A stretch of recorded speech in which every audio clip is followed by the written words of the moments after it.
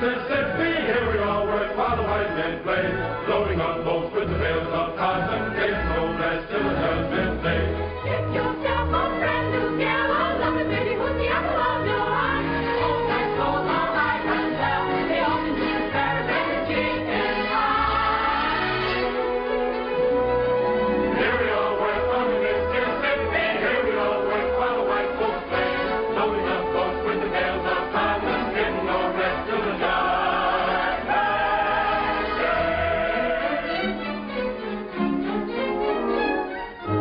What pretty babies are there, the fairest of the fair, to southern beauty, every foe must bow. Clatter, you roll, oh goodness gracious, they're so flirtatious, you naughty Little women don't be timorous, you will find that she's love, only makes a man more bold, keeping up the days of old. Please, a stroke of pencil, captain in the cotton, blossom will you go? Let me take you to the shadow line. delightful, but too joyfully accept I have to make a law. Get permission from the Hello, dear, from Captain Andy.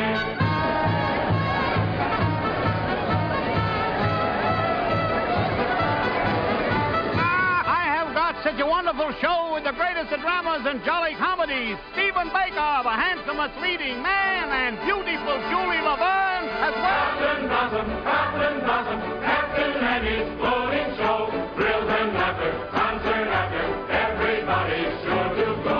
Captain Blossom, Captain Andy's floating show.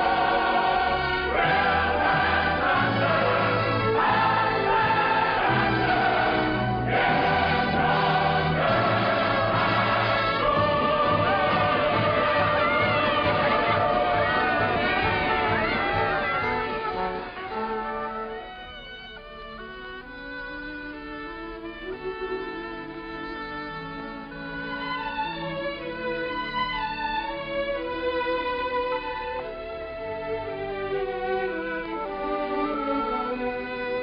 Who cares if my boat goes upstream, or if the gale bids me go with the river's flow?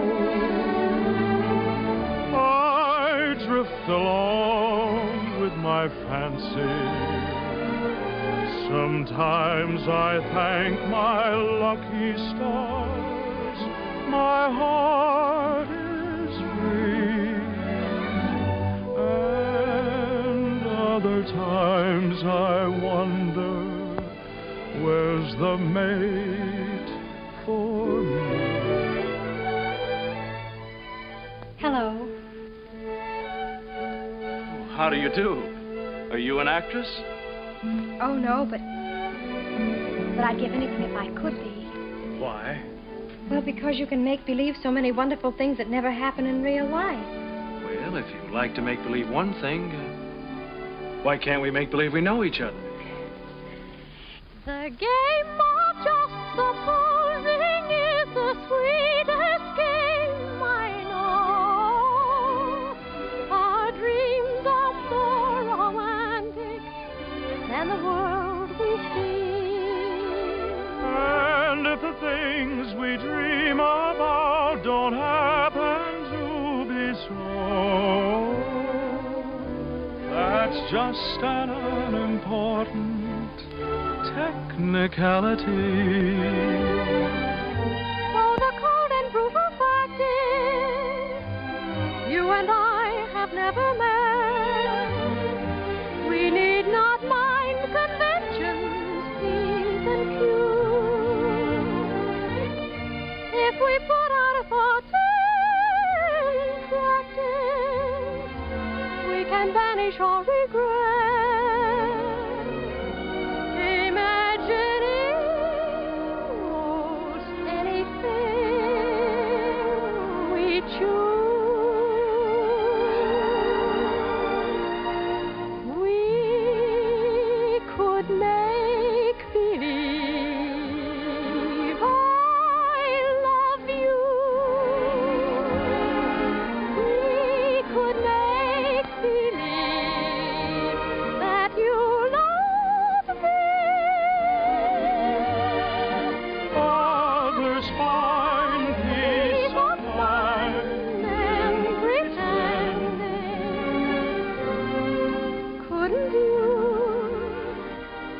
couldn't I?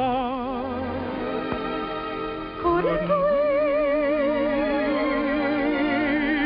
make believe our lips are blending in a phantom kiss, or two or three? Might as well make believe I love you.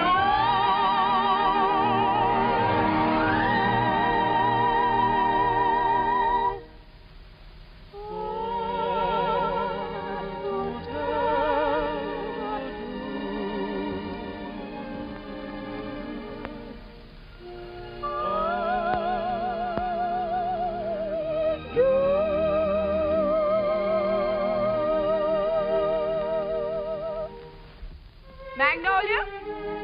Yes, Mother. Goodbye. I hope I see you again.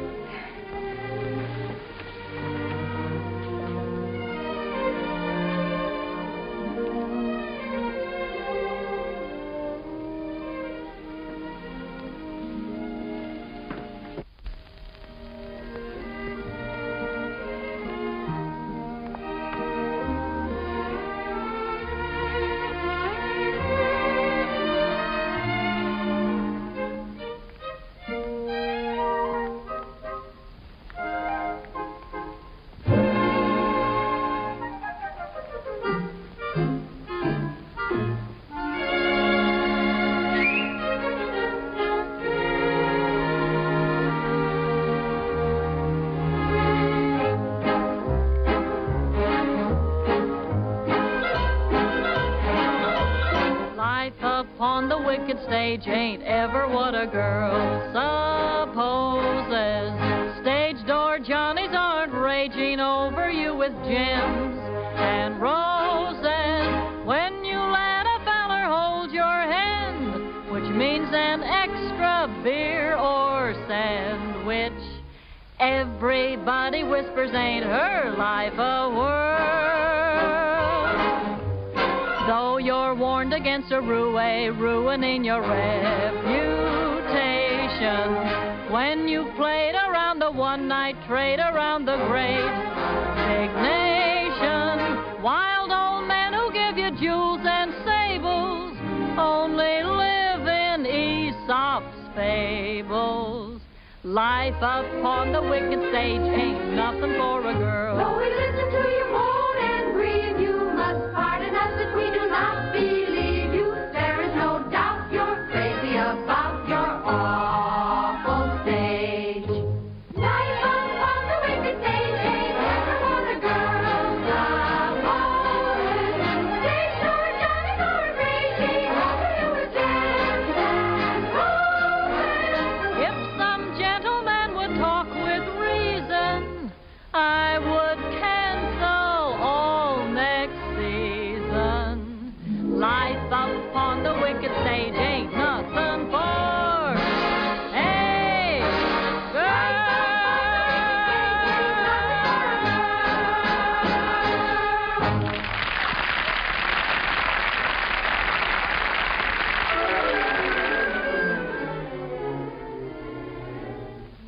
Oh, listen, sister, I love my Mr. Man, and I can't tell you why. There ain't no reason for me to love that man.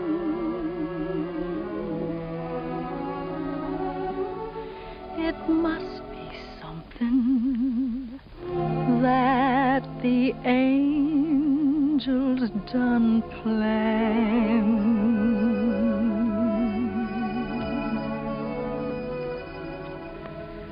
Fish gotta swim, birds gotta fly.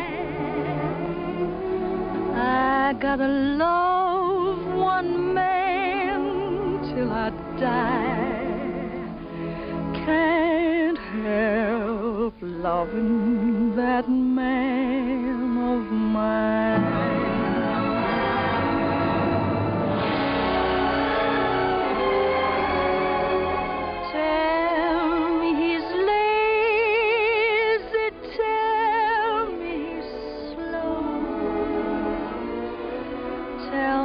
Crazy, maybe I know. Can't help loving that man of mine. When he goes away, that's a rainy day.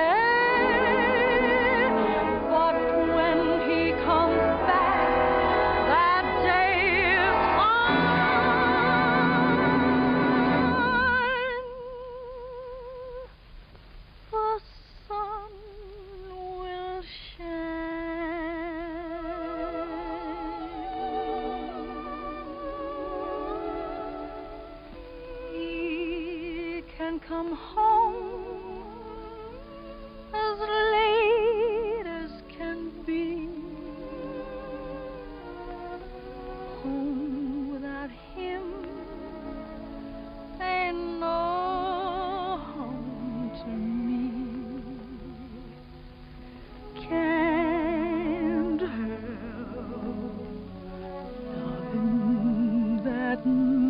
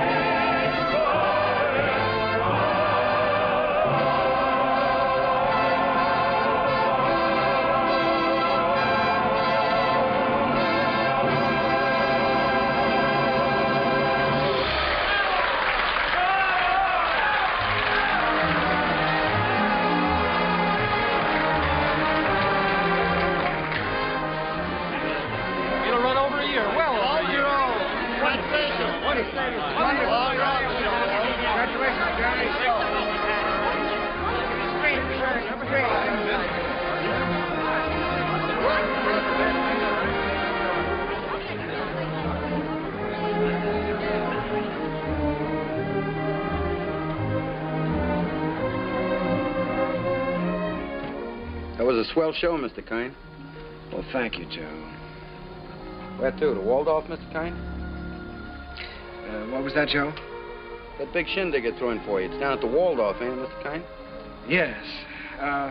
But first I'd like to stop off at the house of an old friend. Yes, sir. Just for a moment, Joe. Turn right at the next crossing. It's not very far. I'm looking for an old brownstone house. It was the home of a very great and good friend.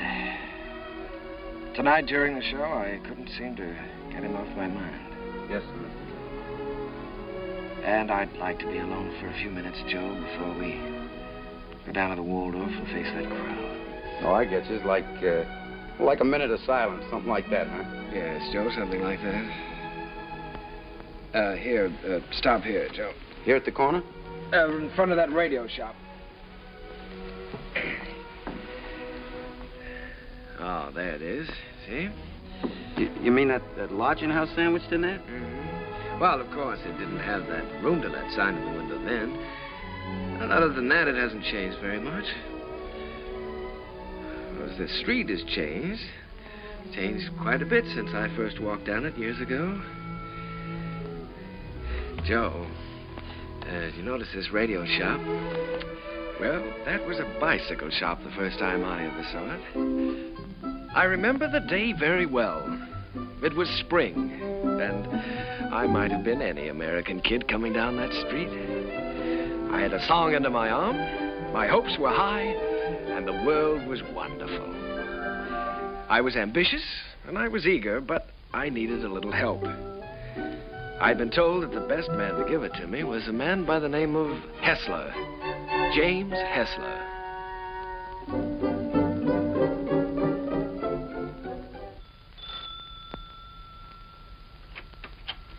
Come in. You're an hour late already. I suppose you realize that. You can start on the upstairs bedroom immediately. Mrs. Muller, Daddy wants some more roast beef. I'll be there in a second, Mr. Hessler, and see that you get to their nests, young man. He's not the moth killer. I'm a songwriter. A songwriter. I see. You entered under false pretenses. Well, it won't do you any good, young man. Mr. Hessler isn't seeing songwriters anymore. He's going in for better things. Maybe he should have some roast beef. He's very hungry. Shh. Don't mention roast beef in front of a songwriter. Look, it's gonna get a snack here. No, so it is. You feel like you're gonna fall down and faint, don't you? Dear. Well, you can come in for a while. Can't have people fainting in the house, not even songwriters. Thank you. Come in, come in.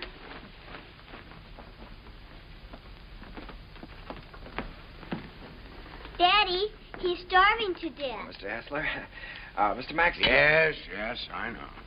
Mr. Max Dreyfus of the Harms Company sent you. Written a little tune. He thinks it has possibilities if it's properly arranged. Now, I'm to help you arrange it. Look how skinny his neck is, Daddy. Why, he said that, He told you that I was the greatest arranger in America, and I should give you a few lessons. Oh, my friend, he's right. There's only one catch. I've given up arranging. I'm through dressing up silly little tunes for girl shows and beer halls. I'm going to write some real music for a change. Oh, here, Mrs. Set it down here. The trouble with you songwriters is all you ever think about is making money. Here, sit down, have some roast beef. Oh, well, no, thank you. Go ahead, sit down. No, you never think of doing anything big, anything worthwhile, like Brahms or No, don't sit down there, please. It's Mrs. Hessler's place, rest her soul. We always keep it set for her. Oh, I'm sorry. Yeah, sit down here. No, all you fellas want to do is write sugary little tunes and make a lot of money. Did you ever hear Beethoven's Eroica? Or Mozart's Jupiter? Didn't they do something to you? Great heavens, doesn't genius touch you fellas at all? Daddy's a genius. Yes, Daddy's a genius. No, my friend, in 3 weeks I'm going to England where I can work. I can have some peace and quiet. No mushy little melodies to be fancied up for public consumption. I'm going to write a symphony. Daddy's gonna write an opera just for me. Here, go ahead, eat up. Maybe it'll give you some gumption.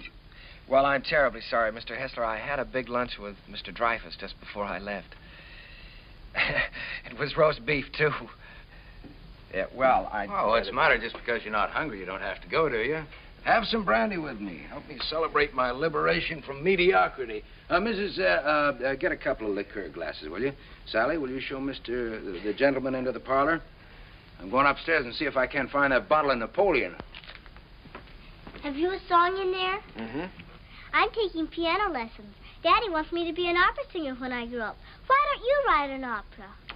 Well, Sally, I'm afraid I only write the silly little tunes. You know, the ones your father doesn't like. Let me see if I can play your song. Do you mind? Oh, I wish you would. It's very easy. Here.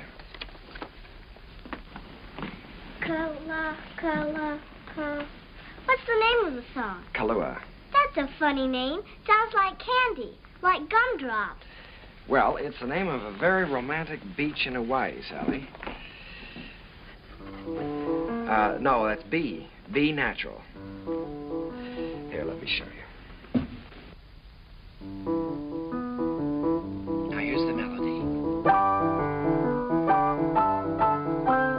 Should be played with clarinets. Oh, no. Wait a minute. No, that's not right. You've got to use clarinets to play the vamp. Oh, I was thinking of using brass there. Brass and spoil your finish? Good heavens, man. You've always got to save the brass for the finish. Oh. Well, what do you think? Think? I know. This is a romantic song. Sit down. It's sentimental.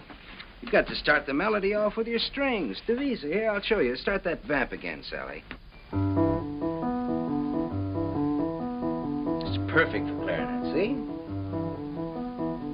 Now then, the strings enter. Divisa. Did you hear how wonderful that is?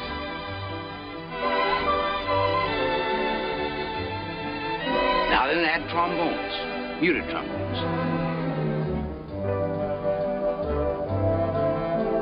That's great. Can't you just hear that?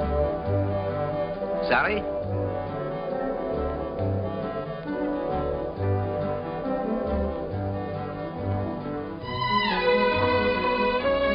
No, wait a minute. We ought to add flutes there. Light and easy.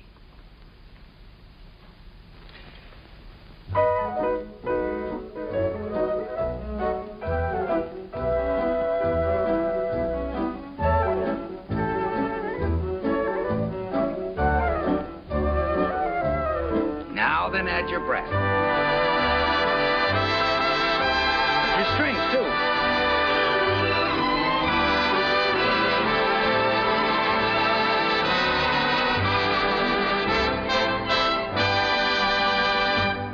You see? Not easy? It's a good song, too. It's very good. Is that yours? Yes. Mm-hmm. That's all right. What's your name again? Kern. Jerome Kern. Well, I'm glad to meet you, Kern. Make yourself at home. And I did. My life became a pattern of notes and clefs, tempos and modulations. We worked hour after hour, day after day. It was the beginning of a friendship. It was the beginning of a lot of things. And now, not only did I have a best friend, I had a best girl, Sally. And what a girl. Oh, those were never to be forgotten days, and I hated to think of them ending. But at last the time came when Jim had to leave for England. Oh, here, Jim, let me help you. Oh, it's those symphonies of yours. They're as heavy and bulky as lead. Nice they're not tinny like some tunes I've heard. Oh, Sally, honey, come here. All right, here we go. Fortissimo. Dum-da-da-dum-da-dum. Bum. Got it. Oh, you carry a lot of weight, Sally. It was easy. Come along, Sally. At least we're not going to miss the boat. Goodbye, Mr. Kern. Goodbye, Mrs. Goodbye, Sally. Bon voyage. What does that mean? Happy journey. Bye, Uncle Jerry. Be a good boy. This will be the end of it, boys. Don't forget to pack my song, Daddy. No, I'm good. She means Kahlua. Oh, that is her song, Jim. You know, if it hadn't been for Sally, I wouldn't be here now. Well, she's very fond of you, Jerry. I'm going to miss her. I'm going to miss all of you. Well, you may not be gone so long. It all depends on... You won't mind living here alone, will you? Oh, no, I'll get used to it. Jim, in case I don't get a chance at the boat, I just wanted to tell you that... Oh, forget it. I like arranging now that I'm through with it. I'm glad to have been some help. No, it's more than that. It's been your kindness and your home here.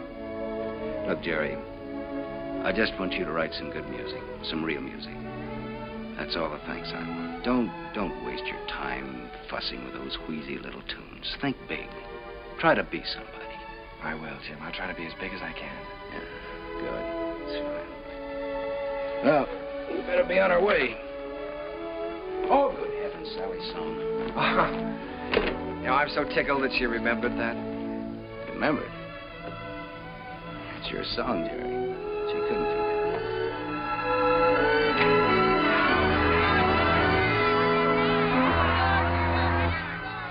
I stood there watching that boat pull out of the harbor, and I was lonelier than I'd ever been in my life. I walked through the days that followed, from office to office, theater to theater, always getting the same discouraging answer. The big hits were all English or European, and the local talent just didn't seem to have a chance. Broadway was closed to an American. From 23rd Street to Times Square, they were all playing Follow the Leader. And the leader was Charles Frohman. The moment. He's with Keller. Cecil Keller, the English composer. Mr. Frohman's not interested in American songs at the moment. He's leaving for England in a few weeks. Good day. How do you do? My name is Kern, Jerome Kern. Oh, yes. How do you do, sir? I see you have the deeds with you. Mr. Frohman's very anxious to see them. Deeds? You're the man from the real estate office, aren't you? No, I'm a songwriter. These are some of my songs. Your name isn't Kernan? No, Kern. Jerome Kern. I'm sorry. Mr. Frohman hasn't a minute to waste. I'm afraid I must say good day. Well, now, maybe if he'd listened to one of my songs, I have one that could be made very English. Good day, sir. Goodbye, Mr. Frohman. Goodbye, Mr. Keller. I'll see you in London soon. I'll call you when I get there. Thank you. I'll be waiting for your call.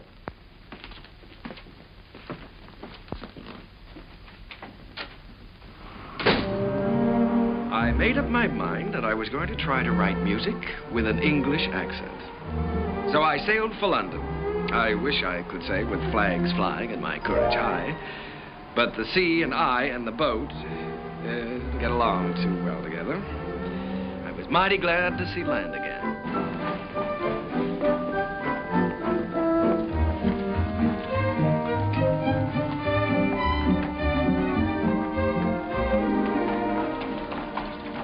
Excuse me, could you tell me where Mr. Hessler lives? Hessler?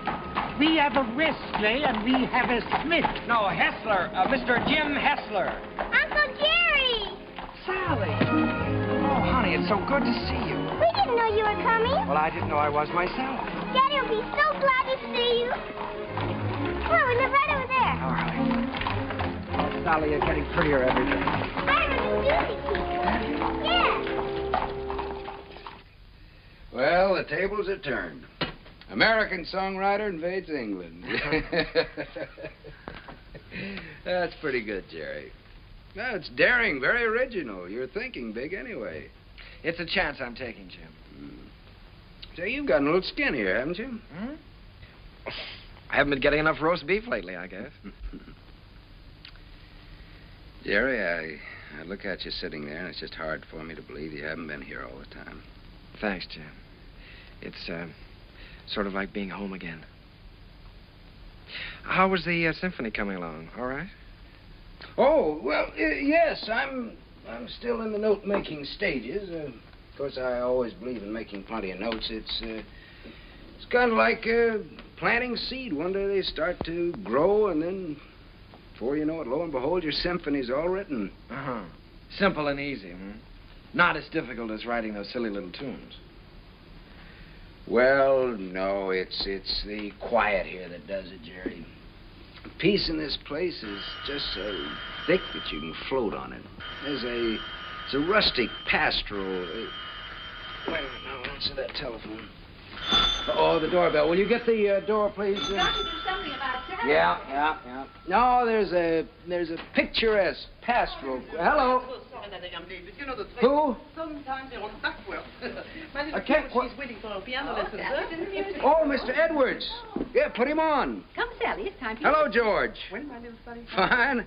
I don't want to. Tomorrow? I'll be glad to. I'm not going to have a lesson. For dinner, good. Hester, you behave yourself. All right, I'll be there. Bye-bye. From London. George Edwards.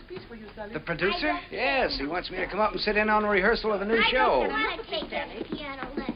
Uncle Jerry's here. You've got to talk to your daughter. I can't do a thing with her anymore. Well, This is Uncle Jerry's first day here, and I shouldn't be made to take lessons, should I? Should I, Uncle Jerry? Well, I think you should have one day off, maybe, huh? That's the end of her. There was some hope for her until her Uncle Jerry arrived. Now she's spoiled for good and all. Come, we get ourselves a cup of tea. you know, Sally, I'm inclined to agree with you. I think Uncle Jerry's arrival does call for a celebration. Now, what'll it be? London or the fair? Oh, the fair, Daddy. Please, the fair. All right. The fair it is.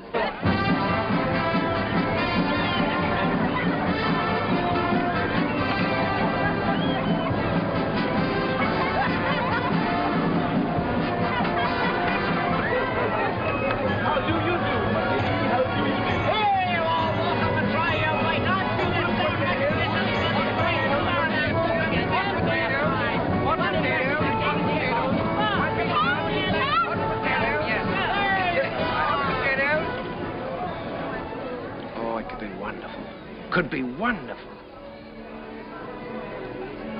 Oh, no, Jerry. I don't want Sally to go up in the swings, not till she's a little older. The whole stage full of swings and a boy and girl in each swing and all of them singing. Oh, you mean for a production number? Yeah. Yeah, that's not a bad idea. They could swing from the stage right out over the audience and back again. Make a good production number. What song would you use with it? Spoon with Me, be perfect. Spoon with Me, that sounds fine. Suppose I take that up to George Edwards. For the gaiety? Sure, I'm going to have dinner with him tomorrow night. Oh, Jim.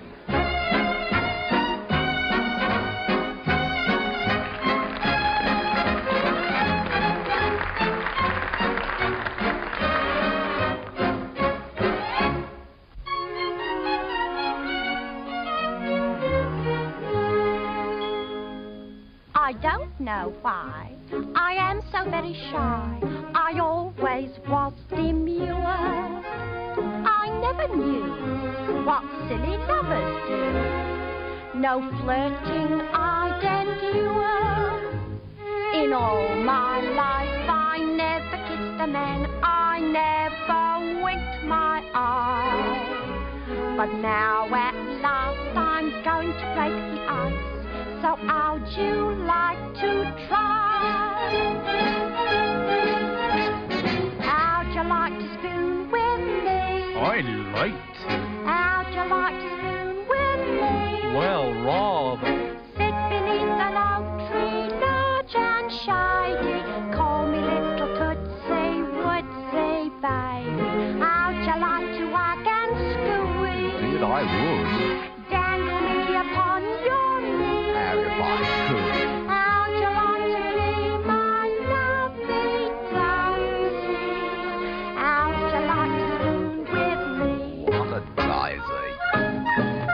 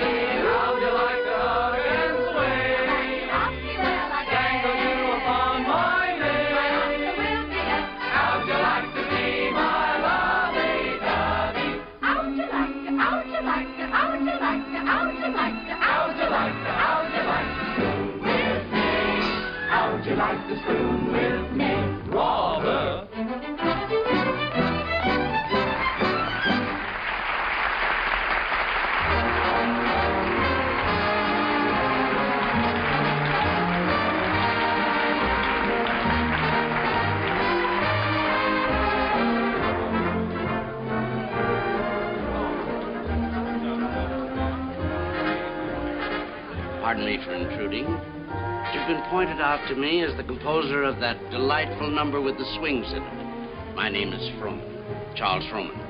Mr. Kern, I want to congratulate you. Froman. I'm sorry, sir. It isn't my number. My name isn't Kern. There's Mr. Kern, sir. Down the bar bit. That gentleman there? Why, he can't be the composer. It's him, sir, sipping sherry. And a very nice gentleman he is, too, sir, for a musician. Mr. Froman, I have something here which I know you'd like. It's a beautiful number with parasols, with all sorts of parasols.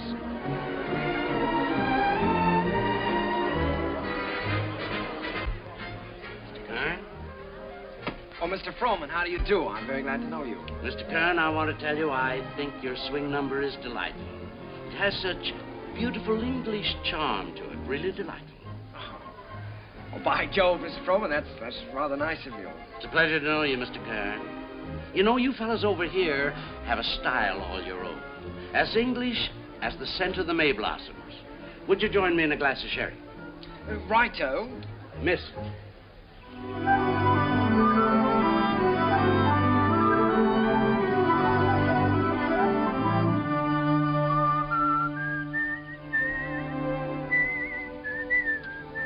I'd give that one up if I were you. One song at the Gaiety, I think you can afford to take a rest. Well, if I could finish it, I know I could interest Froman in it. You ought to know by now that Charles Froman is only interested in English music and English composers.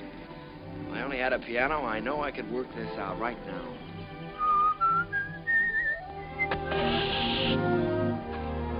Flat. Well, it looks like you do have a little work to do. That town we passed wasn't very far back, was it? No, not very. Well, let me take your bike, and I'll go back and see if I can borrow a repair kit. No, I think I'd better go. I can talk with the natives better than you can. Well, let me do it. I can use my accent on them. That's just what I was afraid of. No, you wait here and whistle yourself a little tune till I come back. Make sure you can find this place again. I'll find it.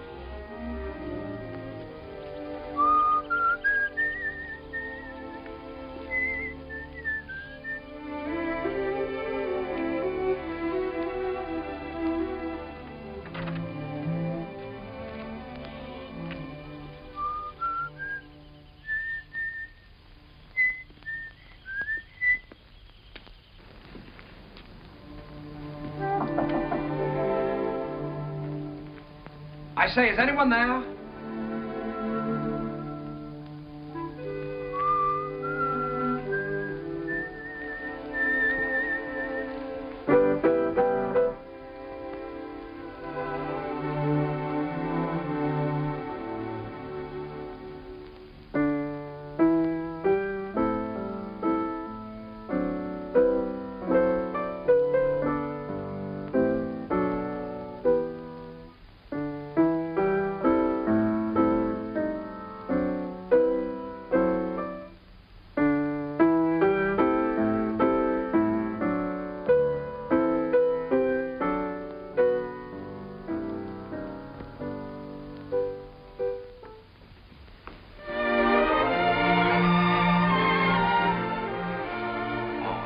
How do you do?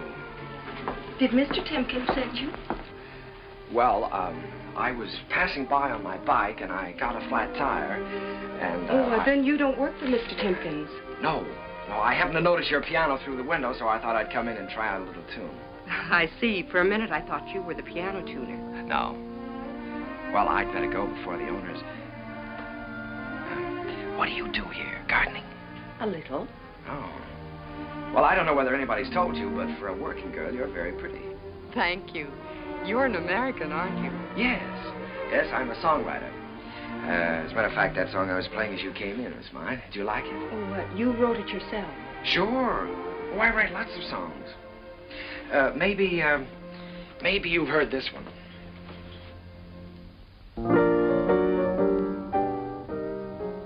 Why, that's from the Gaieties. Everybody's singing it. Uh-huh. Now, this is the one I was working on.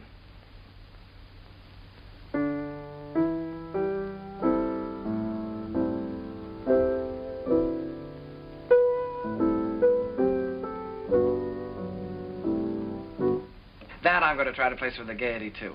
Of course. I would if I were you. Don't you believe I wrote these songs? Tell me, When you compose, do you always break into people's houses to borrow their pianos? Oh. All right, I'll tell you what I'll do. If I place this with the Gaiety, I'll send you tickets and you can come and see for yourself. Will you? I'll tell you when I get the tickets. I beg your pardon, miss, but your mother would like to speak to you. She's in the upstairs sitting room. Thank you, Katie. I'll be right up. Well, I'm terribly sorry. But I still wrote those songs. And I'll still be waiting for the tickets. Will you? Wonderful. I won't forget.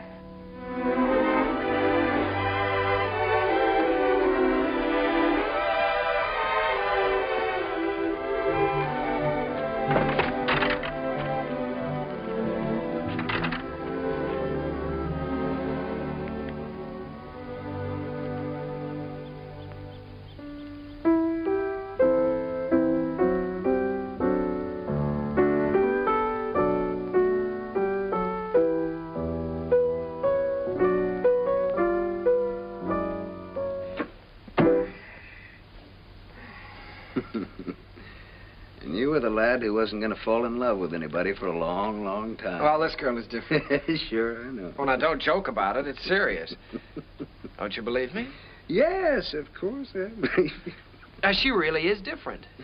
I know. Her hair is like spun gold shining in the sunlight. Well, I don't know about her hair. She had a kerchief on, but her eyes were like pools in the starlight. I see. Even with her working clothes on, she's the prettiest girl I've ever seen. I'm sure of it. Seriously, Jim, don't you believe me? Yes, Jerry, I believe you. It's spring, isn't it? And tomorrow morning, I think I'm going to give you a great big dose of sulfur and molasses. Good night.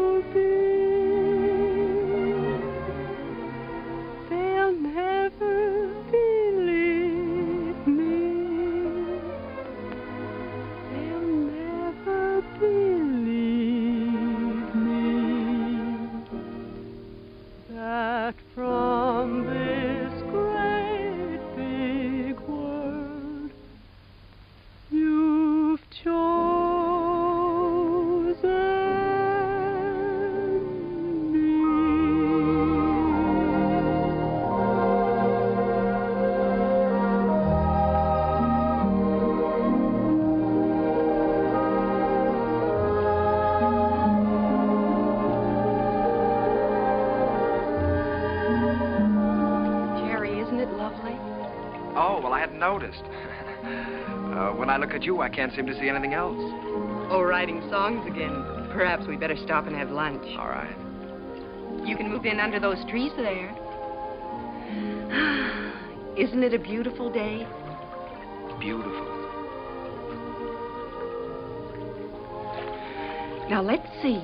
You've seen Westminster Abbey and the Tower of London, and you've seen Buckingham Palace and Hampton Court. Maybe there's something I can tell you about this place. Eva, let's drop the history course for a while. Do you mind? Not that it isn't interesting, but, well, there are a few things I'd like to know about you, too. Well, all right. What would you like to know about me? Oh, just the ordinary things. things you like and things you don't like, and where you went to school, and who was your first beau, and what you want out of life. That's a tall order. Where shall I start? The things you like. Oh, I guess I like what everyone likes. I like books and picnics and dancing and music. What about musicians? Oh, certainly musicians. And what do you want out of life? Oh, I guess again what everyone wants. Happiness. Have you ever given any thought to getting married? Why, of course. Doesn't everyone? Are you set on any particular type of man? I have been at different times. When I was 16, I desperately wanted to marry the star cricket player at rugby. And now? Now? Oh, now I don't really know. Except that he must have a sense of humor, and he must be kind, and he must be intelligent and good company. And of course, he must love me very much. Well, I know somebody with at least one of those characteristics. Someday I'll tell you all about it. Oh, good afternoon, good afternoon, good afternoon. And how have you been this afternoon? Well, I'll tell you how I've been. That's I've been so. looking Never mind, never mind. You feel wonderful. You feel great. How could you be otherwise after such a beautiful day? Tell me, my friend, how is your knowledge of English history? English history? Did you know that London happens to be the largest city in the world? Yes, I know that. Did you know that within the county of London there are 14 road bridges that cross the Thames? Now, there's the Waterloo. There's You don't say. Sounds dull, huh? Well, it's far from dull, my friend, when your history teacher is as beautiful as all the sirens of history put together. Did you know that all the swans on the Thames belong to the King of England? No, fancy that. And the male swan is called a cob. Well, what does that get? And did you know that when you walk into Hampton Court, you're walking right straight into history? Oh, my dear friend, you have so many things to learn about England. Have you ever heard of a man named Charles Frohman? Frohman. Well, now that's a familiar name. The face escapes me. How can you talk about Frohman when I'm talking about love? Oh, so that's been the theme of this little dissertation. Yeah. Well, I'm glad you informed me. Oh, that's all right. Because the next time Frohman's office calls, I'll tell him that you're too busy to be bothered. Yes, you tell them that I'm too busy.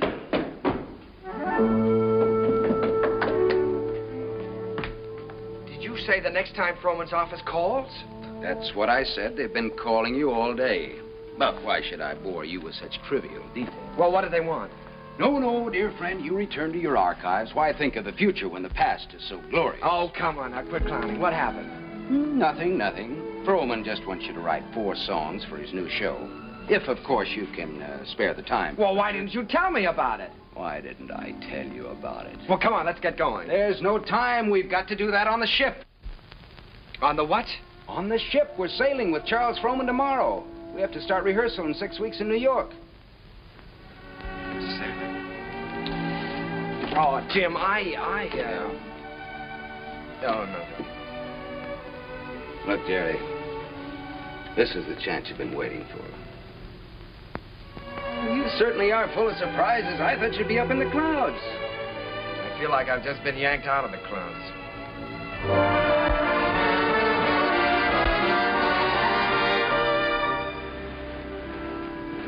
Jerry, aren't you coming down for lunch? No, Jim, I'm not very hungry. Now, look, you've got to snap out of this. It isn't the end of the world, it's the beginning. Here you are on your way back home with a Charles Frohman contract in your pocket. Why, you ought to feel wonderful. I know it.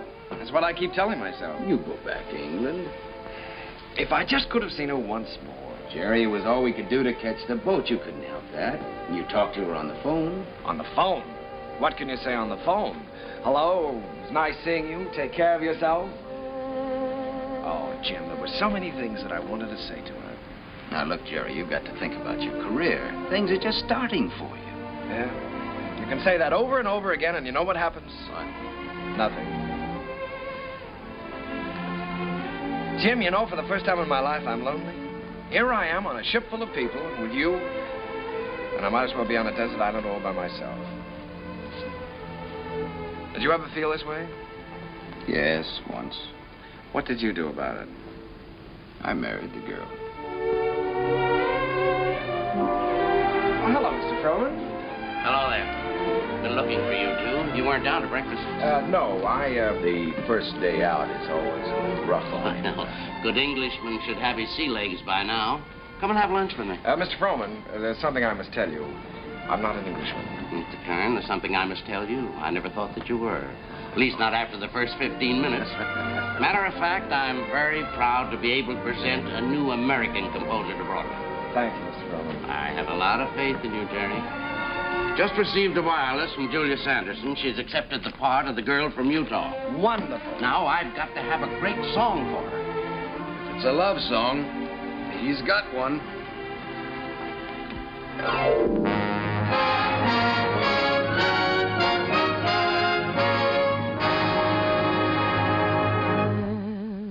When I told them how wonderful you are, they didn't believe me. They didn't believe me. Your lips, your eyes, your teeth, your hair are in a class beyond compare. You're the handsomest boy that one could see. And when I tell them, and I'm certainly gonna tell them, that you're the boy whose wife one day I'll be,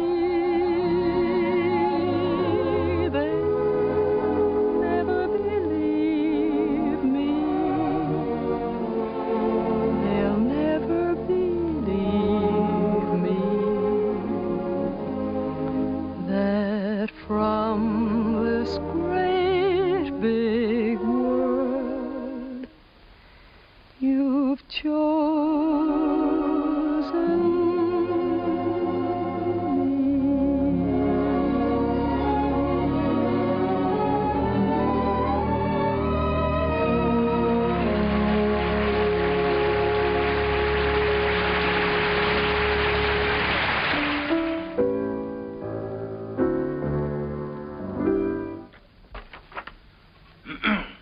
Here.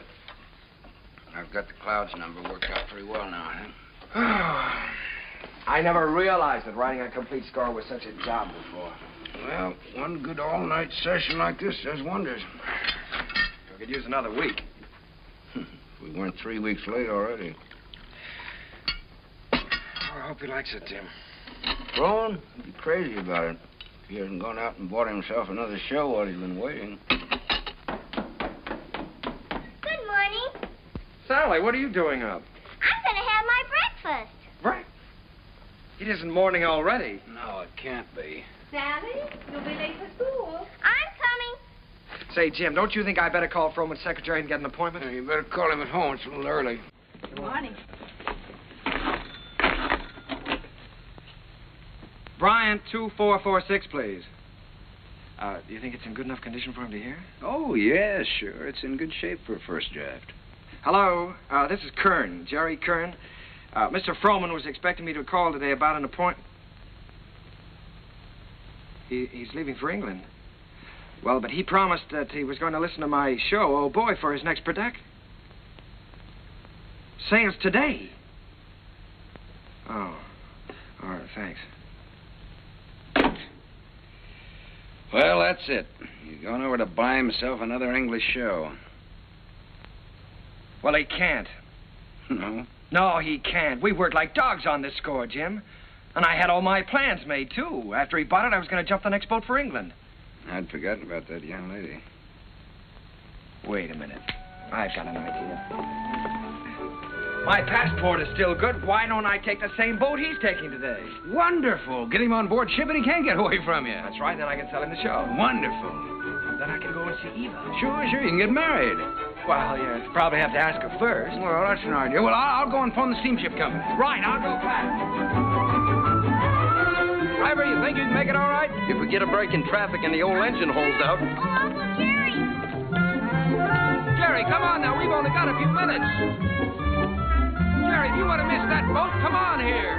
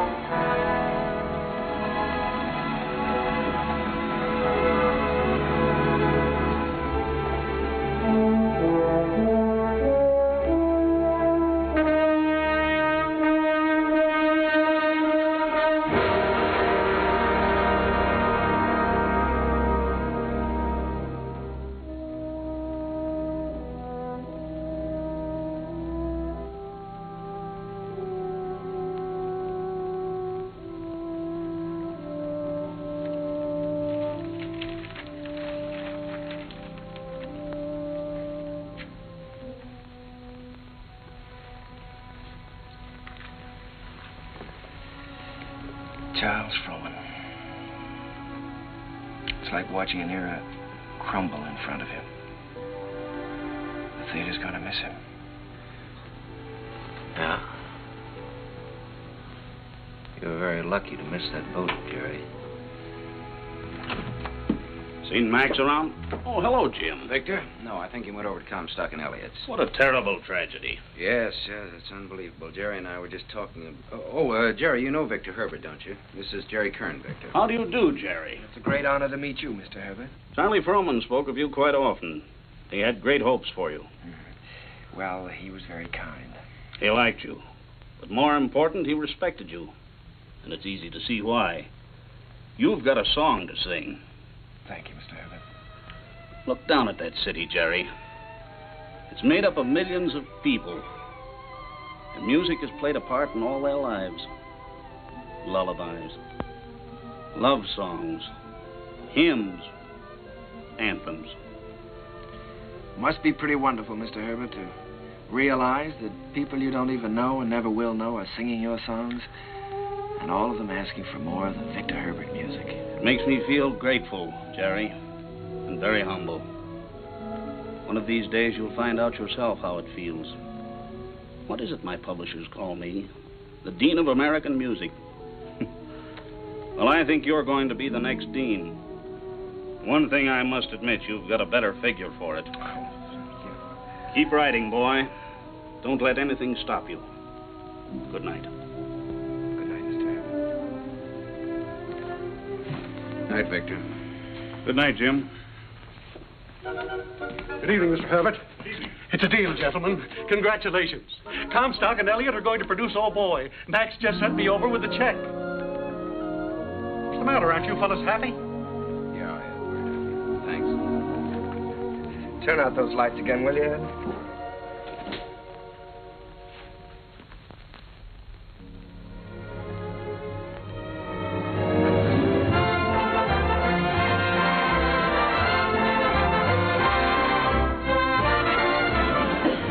Well, there it is in lights. How does it feel? Well, it feels pretty good. If I could just get rid of some of these butterflies in my stomach. How do you feel? Well, I've got a little butterfly trouble myself. I suppose you think we're standing in front of the theater on 39th and Broadway. No, what do you take me for? This isn't 39th and Broadway. This is the top of the world. Pretty nice world, isn't it? Yeah, it's great. It's wonderful what a difference seeing your name in lights can make, isn't it? Come on, we better go in or we'll miss the show.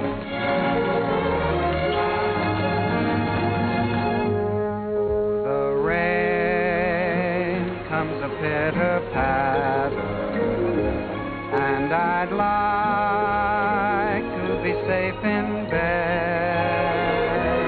Skies are weeping while the world is sleeping, trouble heaping on our heads. It is vain to remain and chatter, and to wait for a clearer sky. Helter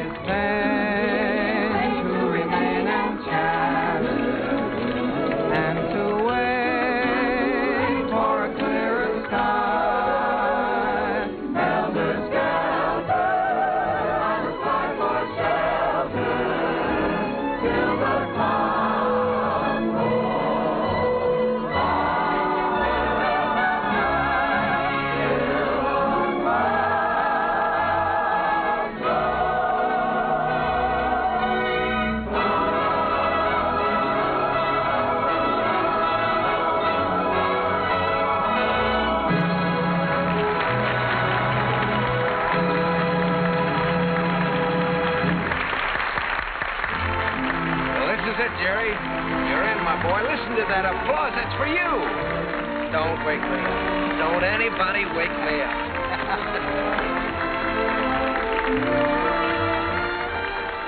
Figured out how you're going to spend your money yet? Well, for one thing, I think I'll buy an interest in Harms. For another... You think you might take a little ocean voyage? Well, good luck. I don't see how she can possibly say no. No, that's what I'm worried about. I'm afraid she is going to say no, Jim. You know, I can't get her out of my mind. She's... Yeah, I know. I've been through this before. She's everything you've ever dreamed of on this earth. She's everything I've ever dreamed of in heaven.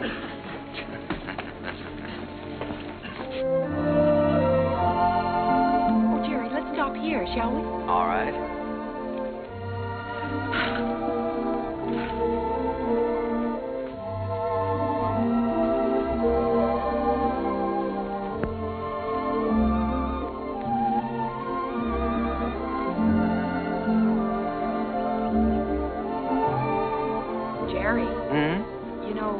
Write very often.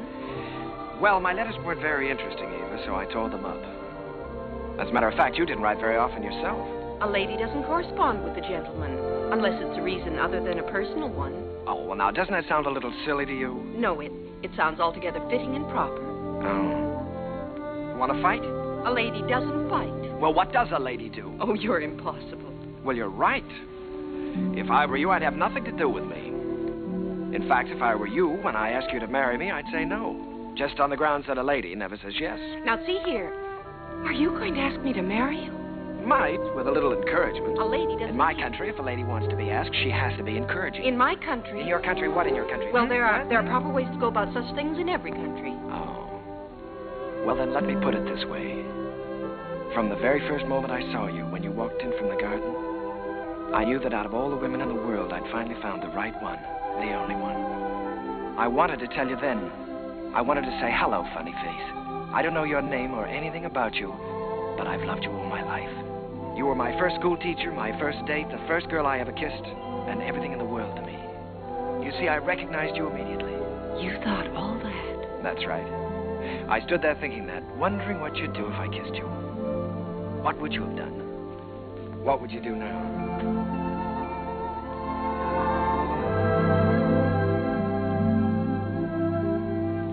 Will you marry me, Eva? Thank you so much. I'd love to. Hello, Mrs. Kern. Hello, my darling.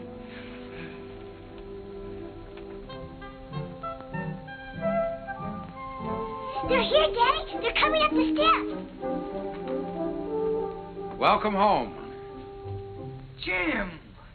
What, you old fox, you really did it this time. Nothing, my boy, nothing, just a little gesture. Jim, this is Eva. Hello, Eva. Hello. Well, you've married the nicest guy in this world, but the craziest. Oh, now, wait a minute. I was keeping that from her. Isn't she sensational, Jim? Jerry. Honey, turn around and let him look at you. Oh, Jerry. Look at that hair and those eyes. Have you ever seen a woman like that in your life before? Only once. No, I hope that both of you have all the happiness in this world. Oh, thank you, you, Jim. I think we have already. Forgetting me and the music. Oh, Sally, yes, I'm sorry, dear. Sally. On behalf of my father, Jim Hessler and myself. On behalf of my father, Jim Hessler and myself, I wish to congratulate you on the start of your voyage into the great sea of life. Oh, Sally. Well, on behalf of my wife and myself, I thank you very much. I'll take it. Hello, Mrs. Hello, Mr. Kern. Sally, it's so wonderful to see you. Why, you have grown up, haven't you? Sally, this is your Aunt Eva. On behalf of my father... Thank you, Sally. We're going to be real good friends, aren't we? Yes, I expect we are. Well, what do you say? Let's all go in and have something to eat, shall we? Oh, Jim, it's so good to be home again. Yes, it was good to be home. I felt I had everything in the world. Happiness, success, and the wife I had dreamed about. I wanted to put it all into music. Eva's smile, and her eyes, and what it meant to be with her. And at last it seemed to me that the clouds had rolled by. First, there was Leave It to Jane. Leave it to Jane, Jane, Jane. I don't know why you should make me plot and plan for you. She is the girl with... I always try to do everything I can for you. No problem, you can wish on her, gives her a string. She'll tackle gaily, a score or more daily. If something is on your mind, and I can see that there is not a dot of it. comfort you soon will find. Leave it to me, I will soon get you out of it. If you have started worrying, kindly refrain and just hand over the whole thing to Jane.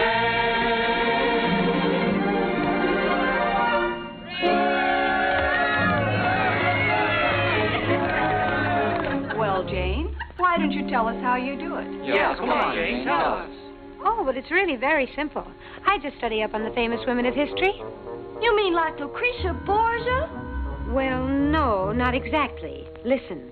In days of old, beside the Nile, a famous queen there dwelt. Her clothes were few, but full of style, her figure slim and svelte. On every man that wandered by, she pulled the seat of Bara.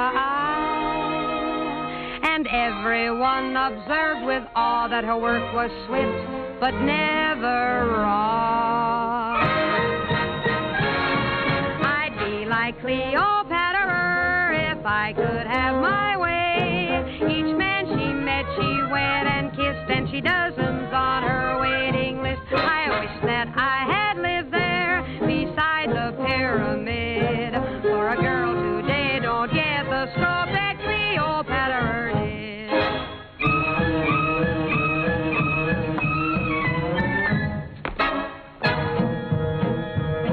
She danced new dances now and then, the sort that make you blush.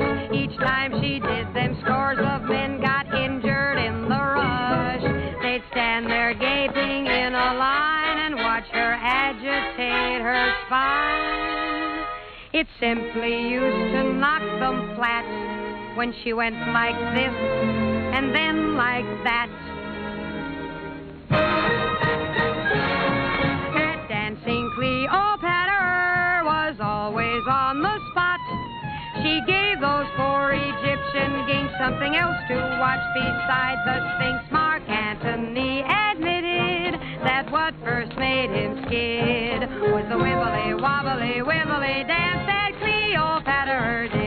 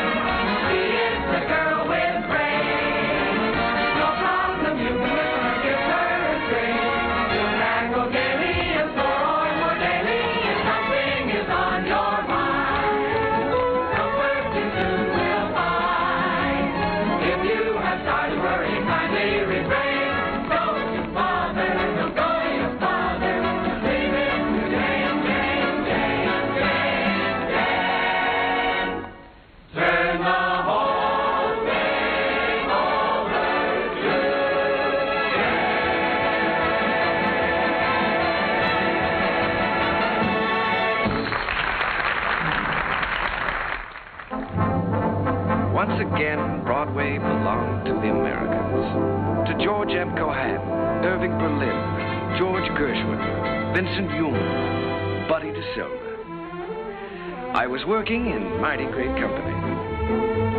And in one of my own shows, Sally, I was fortunate enough to have the reigning queen of the era, the wistful, lovely, unforgettable Marilyn Miller.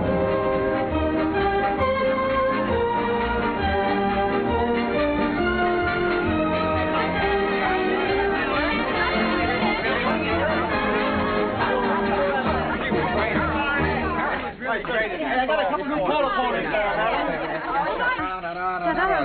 All right, Larry, thank you. Hazel, my dress. I have it right here. We're going to have to hurry. How's it going? Oh, my goodness. I was never so nervous in my life to see me trip. Oh, you are nice. More flowers from Mr. Ziegfeld. Oh, how wonderful. Says the first act was a dream, signed Flo. Well, she said the second act. Don't worry about the second act. Second's better than the first. No.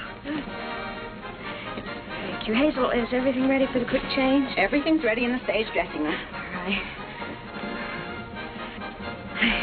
Thank you. Hazel, we got everything? Yes, everything's here. All right, let's go. Good luck, Miss Miller. Thank you. Good luck, dear.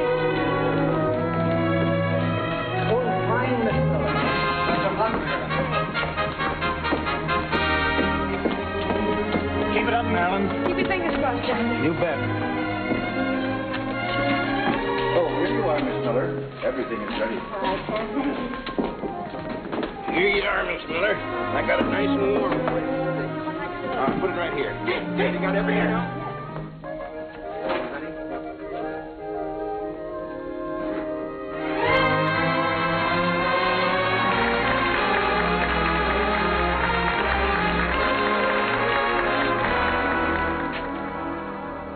As I wash my dishes, I'll be following a plan. Till I see the brightness in every pot and pan. I am sure this point of view will ease the daily grind. So I'll keep repeating in my mind.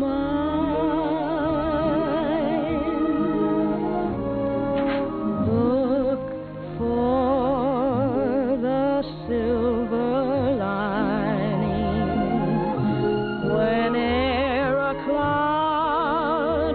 appears in the blue. Remember, somewhere the sun is shining, and so the right thing to do is make it shine for you.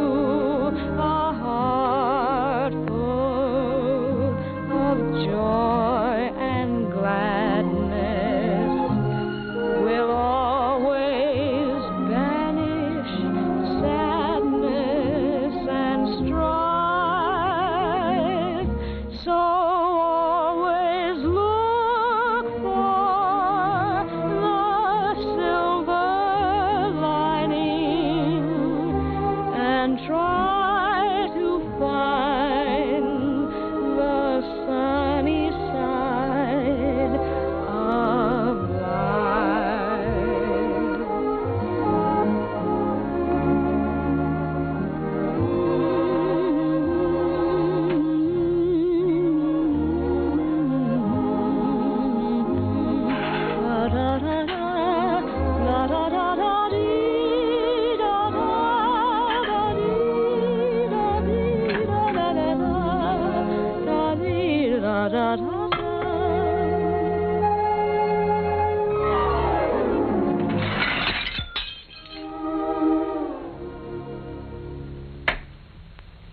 So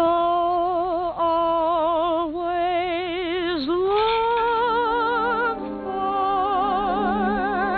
the silver lining and try to find the sunny side of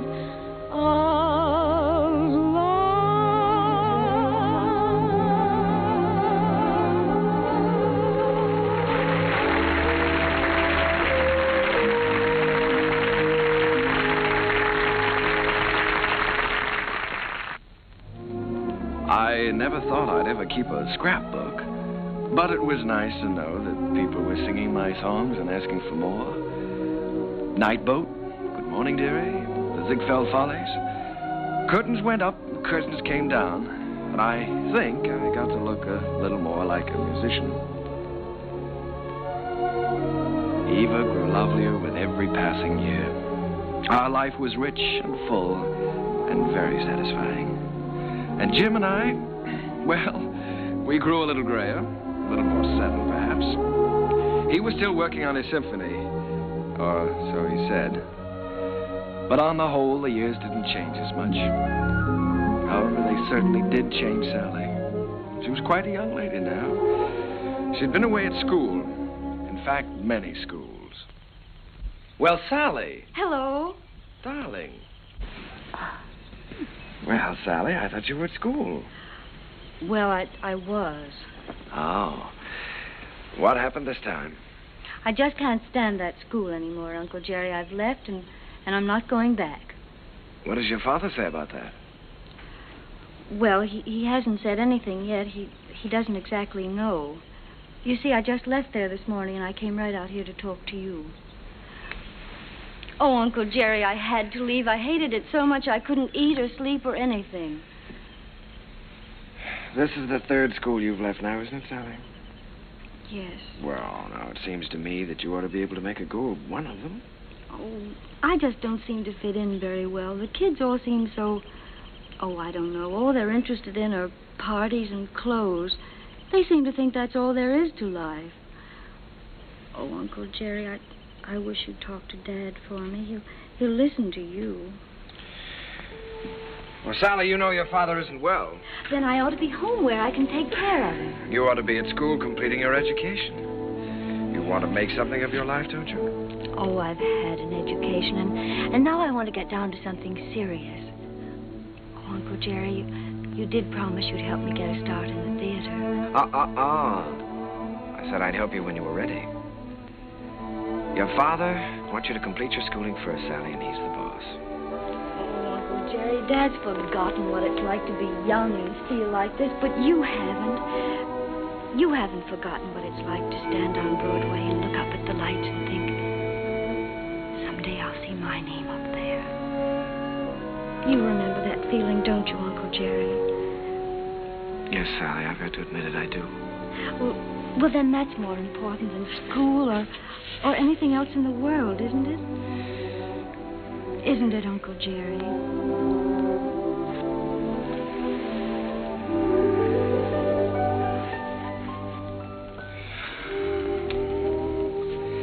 It's the third time, Jerry. Yes, I know. Maybe we shouldn't have made her go back before. After all, if she hates it so much... Oh, Jerry, you can't keep on running away from things all your life. It's time Sally found that out. Well... You can't live another person's life for them either, Jim. It isn't fair. Sally's grown up now, and I think she ought to be allowed to do what she wants to do. I want her to finish her education and get a chance to finish mine. I always said that any kid of mine was going to get the right start in life. Well, what's right for one person isn't always right for another, Jim. You know that. Jerry... The trouble with that girl is she's just plain stage-struck. She comes by that honestly enough, doesn't she? Remember how we used to pound the sidewalks and knock on doors? Nobody could stop us. Goodness only knows enough people tried to. Remember how thrilled we were when we finally realized we were in? So what right have you or I to interfere with Sally? Yeah. Well, what are we going to do, Jerry? I'd give her a part in Sonny. So cast. Part of Gwen hasn't been cast yet? Gwen, well, it's only one line. Gwen is going to have a song. The doctor's here, Mr. Heflin. Oh, fine, miss. Doctor, I'll be with you upstairs in just a minute. Good evening, Mr. Kern. Hello, Doctor. You know, when you get to be my age, you start collecting pills. Well, Jerry, I hope that works out all right.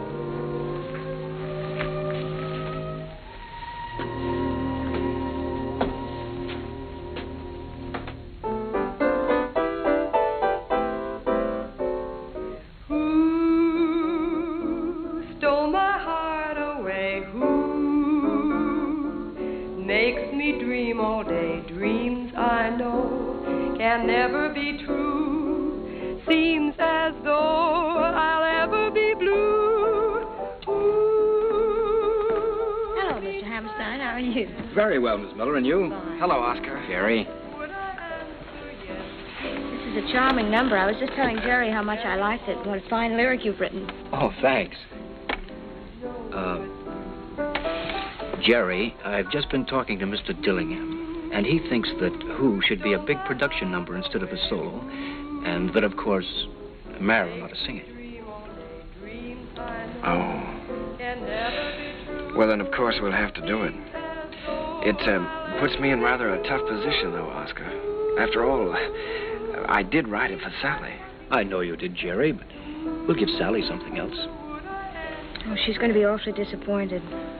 It's a wonderful song, and I'd love to sing it, but I hate to take it away from her. Well, it's for the good of the show, Marilyn. I think you're right, Oscar. Have you thought, though, how you're going to tell Sally? It's not going to be easy. Oh, I thought you should tell her, Jerry. Oh, I was afraid you would. Well, after all, you know her so well, it shouldn't be too difficult. Well, it would be a lot easier if I didn't know her so well. Would you like me to tell her? I'm sure she'll understand. Would you do that, Marilyn? Certainly. Ask her to meet me in my dressing room. And don't worry. Thank you, darling. But Uncle Jerry wrote that song for me. I know. And I know how disappointed you must be, too. But, Sally, disappointments are part of the theater, and you've got to be able to take them. Well, the very same thing happened to me in my first show. I had to give up my song to the star. I think I felt pretty much as you're feeling right now. Then I think it's a pretty low, miserable trick for you to pull on someone else. Sally, listen to me a minute. This is your first show. You're just starting. Now, there are going to be a good many songs and a good many shows for you. It may be difficult for you to understand now, but one day you'll realize you've got to give and take, whether you like it or not.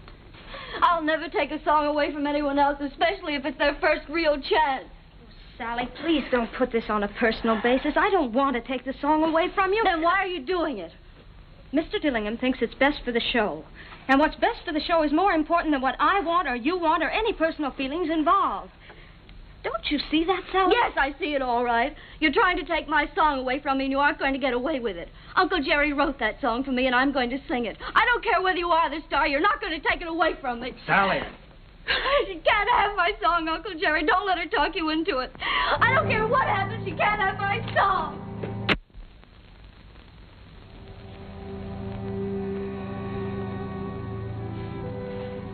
I'm sorry, Jerry.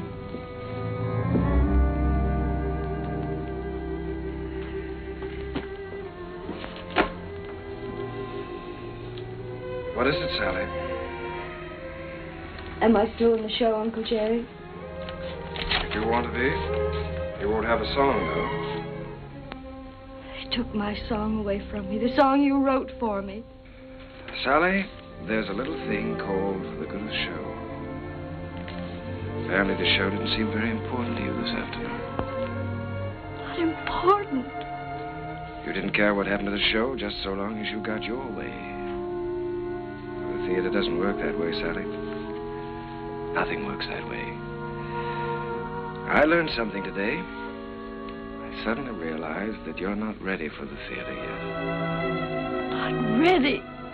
No. All you have to offer is a small talent, a great deal of conceit, in return for which you want success.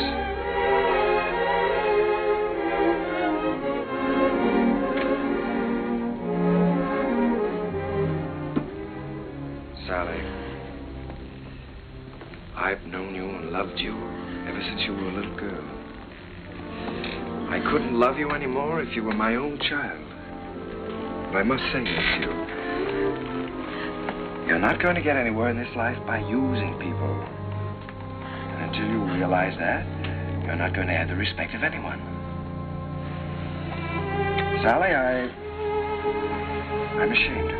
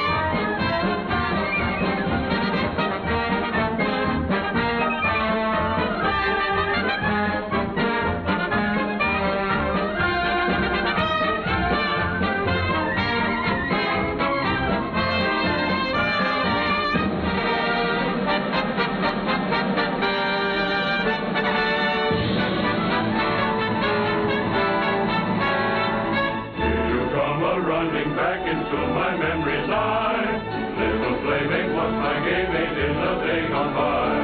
Ragged dresses, tangled tresses, flying o'er the hill. Heaven bless us, you no less the Sheriff Jackson still. You funny little willow that describes her to a T. She is full of fun, he named the lady perfectly. She is bright and sunny.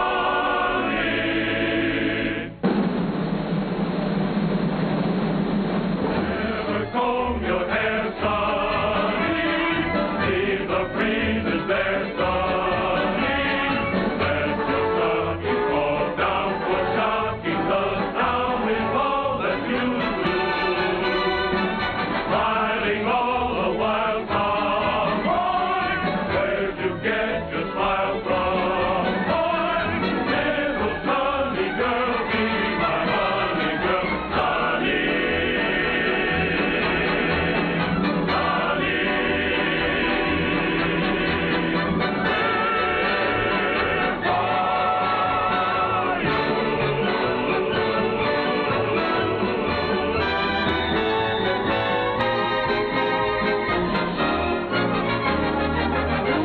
Ooh, stole my heart away.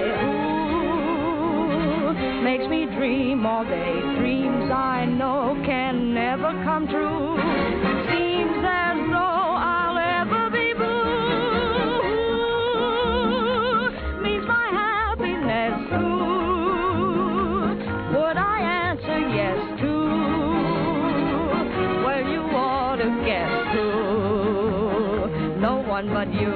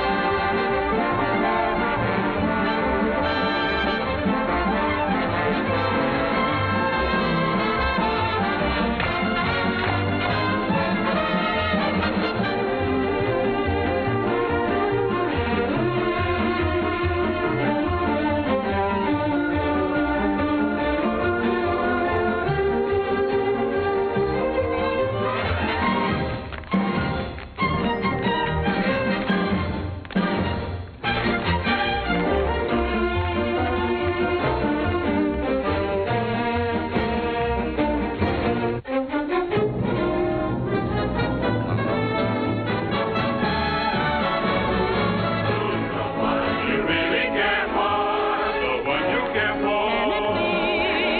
Can it be? Who can it be? Never guess who has stolen my heart away. Makes me dream of dreams I know can never come true. Seems as though I'll ever be blue. Means my happiness too. I answer yes to. Well, you ought to guess who.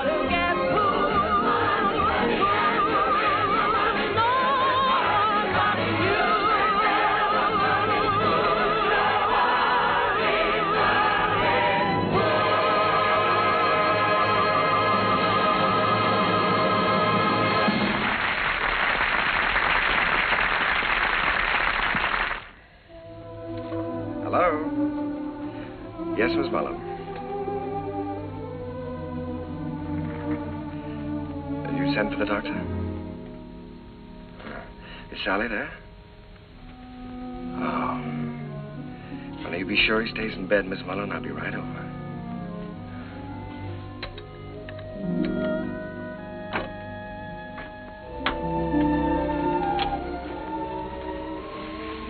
The doctor get here? He's upstairs in Mr. Hessler's room.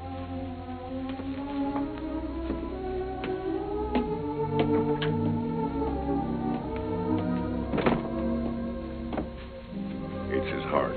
I wouldn't stay very long. Mr. Hessler could use a little rest.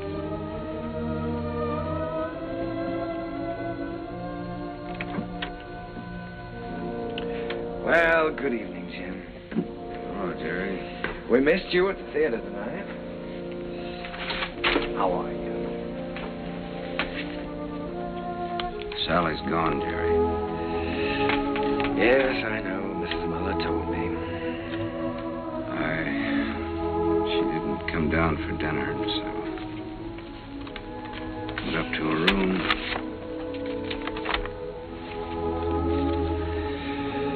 Dear Daddy, I'm going out on my own. Don't worry about me. Someday you'll be proud of me. I'll always love you.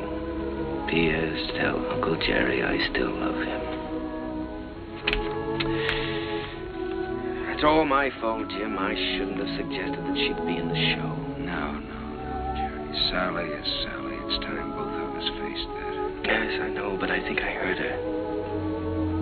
Well, she's got spunk, all right. Jerry, she's young. She's way too young to be out on her own. Well, now, look, Jim, don't you worry about this. I'll bring her back. I wish you'd do that. I promise you I'll try my utmost. Yeah, just as soon as you can. Good night, Jim.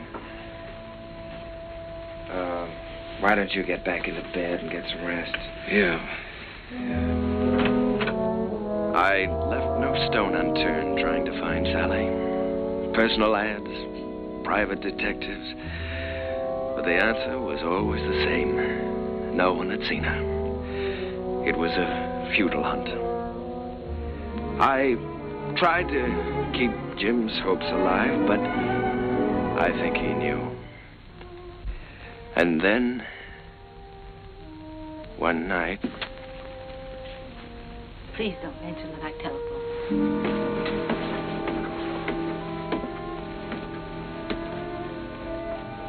I think, Mr. Kern, you'd better go up right away. He's been asking for you.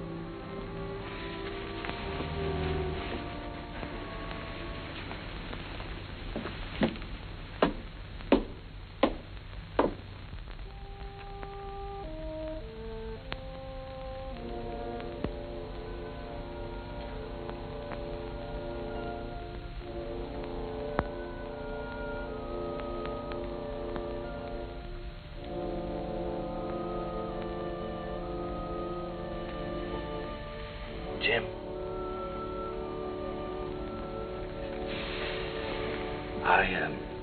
I was just driving by. I thought I'd drop in and say hello. Yeah. You forget I've known you a long time. Feeling better, aren't you? Yeah, I'm fine. Oh, that's good. All you need now is a little rest. Kind of quiet around here now. Yes, it is, but things will be popping again just as soon as Sally comes back. Have you heard from her, Jerry? No, not directly.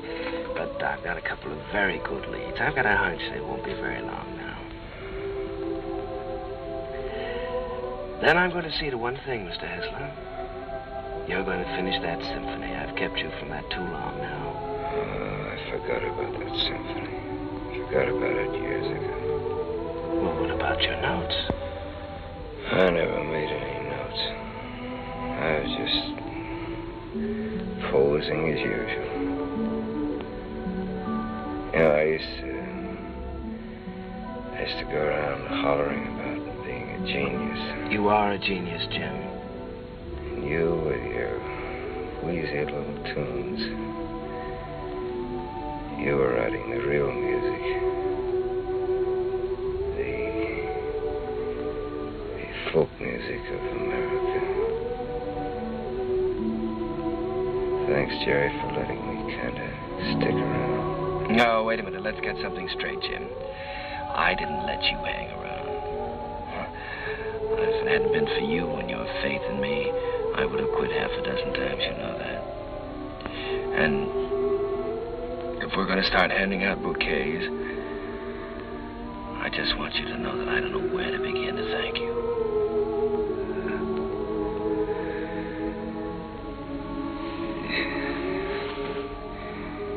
You're a great man, Jerry.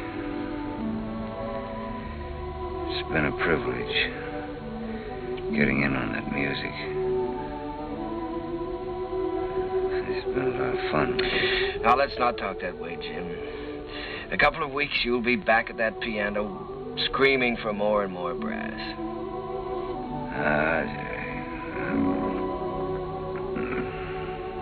This looks like the time for strings. Jerry, if I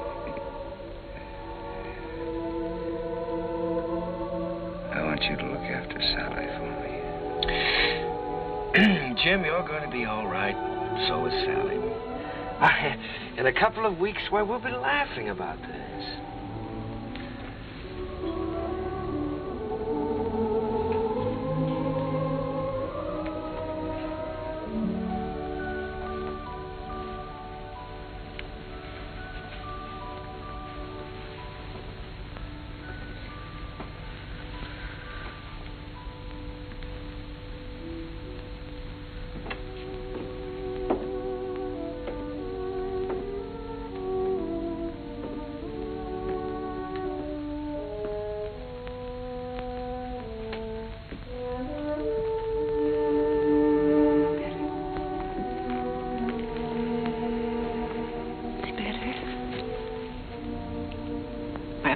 Some coffee.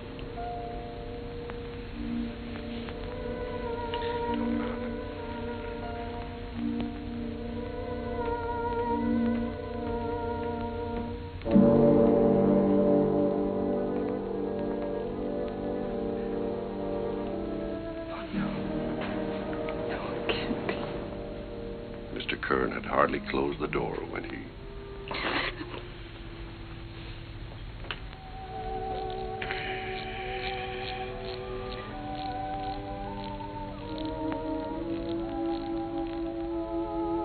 I was completely lost, completely helpless.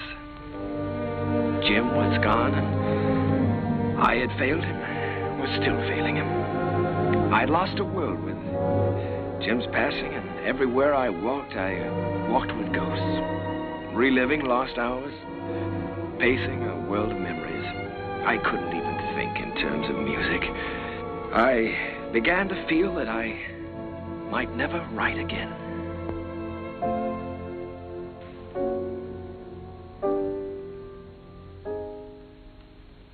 How long has this been going on? For weeks, Oscar. Ever since Jim died. He's a score to write me. Hasn't done one song. Well, that certainly doesn't sound like Jerry. He seems to have completely lost heart. Have you had any word of Sally? No, but he has every friend he ever had in show business looking. Well, don't worry about it. She'll turn up. It's Jerry I'm worried most about. You know, Oscar, I believe he's beginning to think he can't write music anymore. It's heartbreaking to watch him. Well, I have a book here I'd like him to take a look at. I've been commissioned to adapt it and write the lyrics, and I think Jerry's the man to do the music. I don't think he'll do it, Oscar. Well, that's hard to believe. There's never been a time as long as I've known Jerry when you couldn't excite him with a good story. There's never been a time in his life like this. But you can try, and I'll tell him you're here.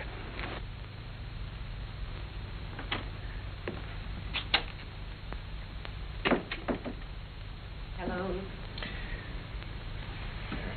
How's it going, dear? Oh, fine, darling, fine. I was just tinkering a little bit with the melody, but it's going to be all right. Of course it is. Aye, it is raining, isn't it? Jerry, Oscar Hammerstein's here. Oscar? Oh, darling, why didn't you tell me? Oscar, come in. Hello, Jerry. My goodness, it's good to see you. Won't you sit down? Sit down. Thanks, Jerry. Well, what's new? I'll tell you what brought me out here, Jerry. I came across a novel that I think's going to make a great show. Now, if you'll do the music, I'd like to do the book. Oscar, I'd love to. I really would, but, I have so many commitments right now that I don't think it wouldn't be fair to you or anyone concerned. Suppose I leave the book with you and you glance through it when you have time. Oh, it's no use, Oscar. Well, I'll leave it anyhow. See you next week. Won't you stay for dinner? I'd certainly like to, but I have to get back to town. Bye, Eve. I'll see you to the door, Oscar. Bye. Bye.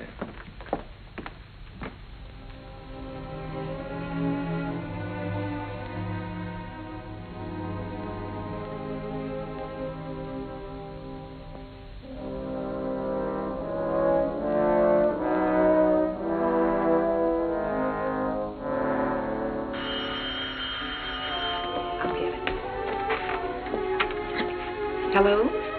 This is Mrs. Kern. Oh, just a moment, Mr. Kelly. Jerry, it's Arthur Kelly. He's got news of Sally. Hello, Arthur. Yeah. Oh, that's wonderful. In Memphis?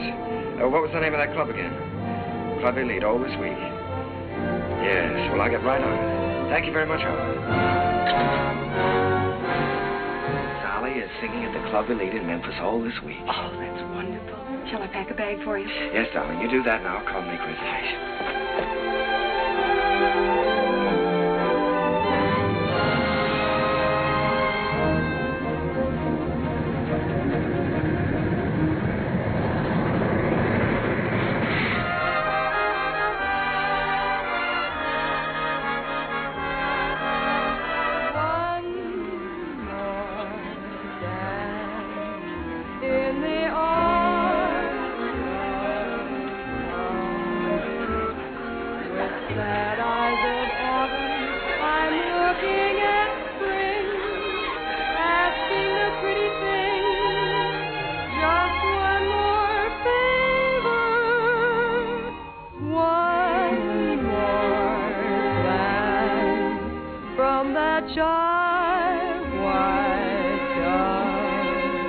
One more night, if you will.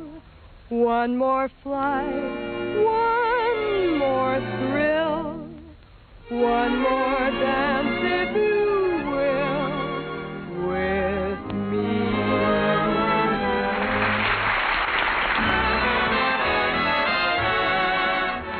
Will you dance with me? Oh, no, thank you. No. Go ahead and dance with us, No, Charlie. thank you. Go ahead. Charlie. Will you dance with me? I sure will, baby. What's this? Sit down.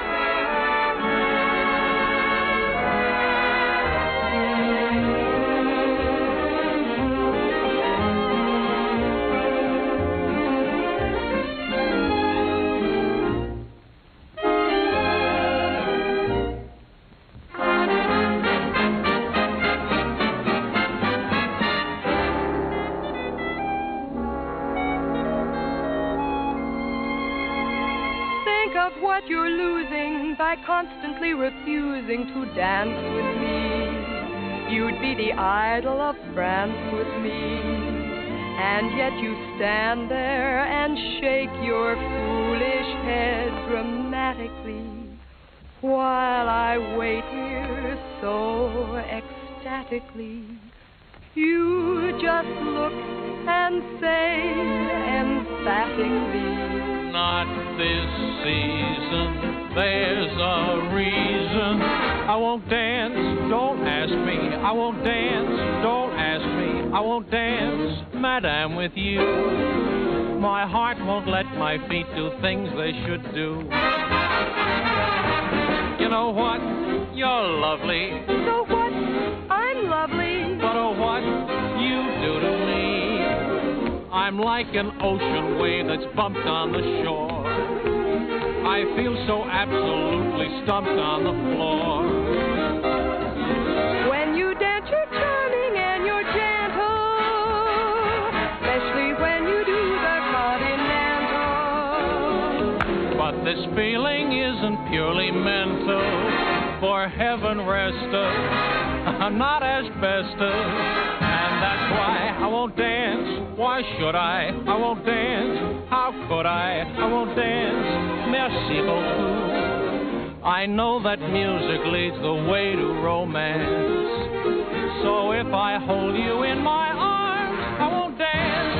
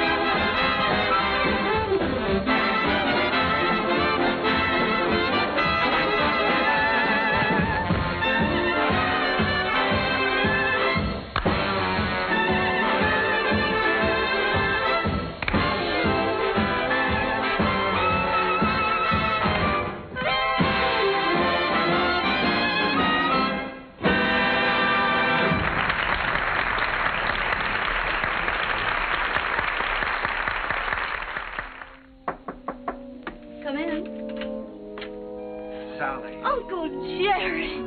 Oh, Uncle Jerry, I'm so glad to see you. What are you doing here? Well, I was out front watching the show. Did you see what we did to your number? Yes. I bet you'd like to show me. Not at all. As a matter of fact, I liked it. I wish that some of the people who think my music is highbrow could have seen it. I'm so excited, I don't know what to do. You look wonderful, Uncle Jerry. More handsome than ever. How's Aunt Eva? Oh, she's fine. But, of course, she misses you. Oh, I miss her, too. I miss you both. Is she with you? You haven't told me yet what you're doing here. No, your Aunt Eva's in New York. And I'm here because somebody told me I could find you here. I've been looking for you for a long time now, Sally. Oh, Uncle Jerry, you shouldn't have bothered. I'm all right. Oh, I'm sure you are, but I promised your father I'd look after you. Sally, I want you to come back to New York with me. I can't, Uncle Jerry. I'd like to, but I can't. When I heard about my father, I never realized he was so ill, Uncle Jerry. You know I never would have left him. I know that, Sally. When I heard about him, it was as though someone had forced me to look into the mirror for the first time. I loved him very much, and I knew I'd broken his heart. I was spoiled and selfish, and I knew that I could never have any respect for myself again unless I did what I said I was going to do. So you see, I can't go back right now. I'm making my own way now, and I'm pretty good at it, too. Well, Sally, I just don't like the idea of you being here and all alone. This is just a stepping stone from where I've been to where I hope I'm going. I'm making $50 a week now because management thinks I'm worth $50. If I'm worth more, I'll get more. And if not, I'll have to find it out for myself. And Uncle Jerry, I'm not using anyone. 5 minutes, Miss Heflin. Thank you, Jimmy. You understand, don't you, Uncle Jerry? Well, Sally, you know, darling, I'd give anything in the world if you'd let me help you. But I must say that I've never been quite so proud of anyone in my life as I am of you at this moment.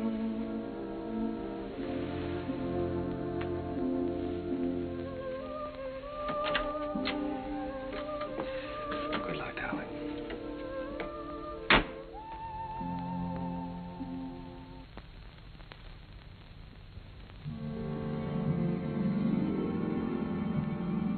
Gradually, I felt the old heartache misting away, and I was at peace.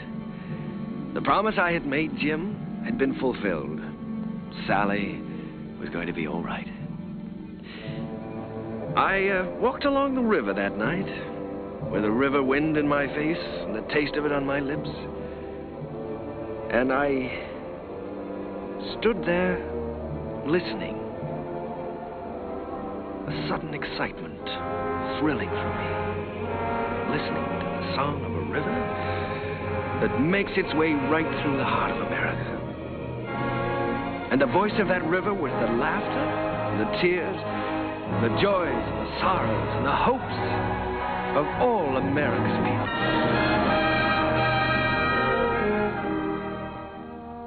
Well, Joe, that's my story. It's too bad Mr. Hessler couldn't have been there tonight, Mr. Kern. Oh, he was there, Joe. He'll always be a part of any music I ever write. Whatever happened to Miss Sally? Well, I don't know exactly. She's on her own now. Maybe I'm just getting tired of something, but ever since Jim's been gone, I feel like everything is sort of ending for me. Maybe my music is ending too, Joe. Ending? After that show tonight? Hey, I gotta get you back to the Waldorf. You got some bows to take. No, sir, Mr. Kern. Your music ain't ending for you. In my opinion, it's just the beginning.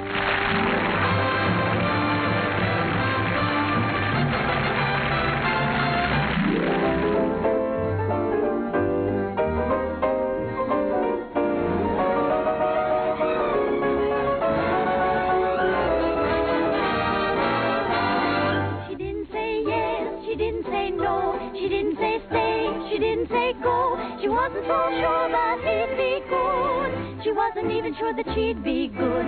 So what did she do? I leave it to you. She did just what you do.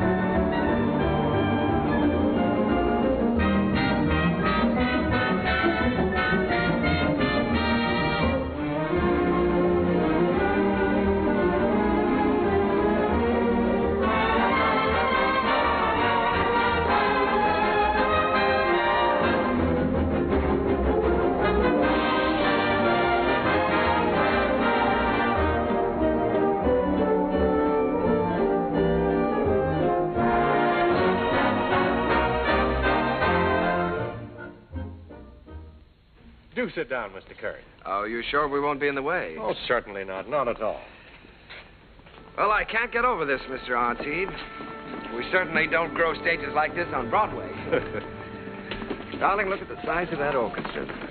Well, you have everything in the world to work with here. That's right, Mr. Kern. We've tried to give you the best of everything. Yes, that's so. What was the number you were going to do today?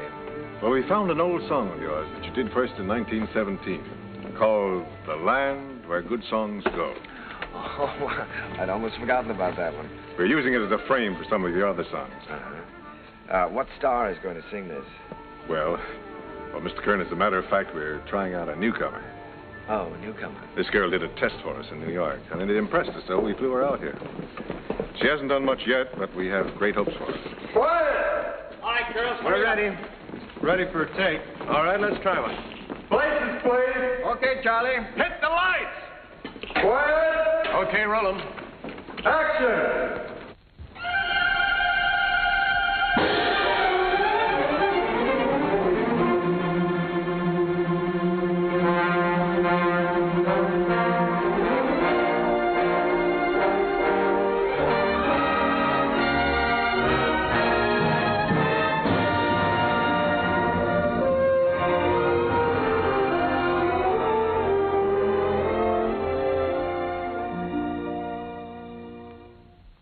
a land of flowers and April showers with sunshine in between, with roses blowing and rivers flowing, mid rushes growing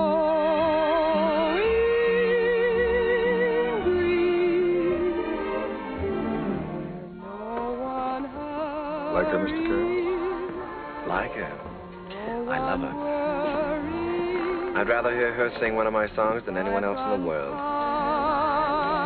Wouldn't you, Eva?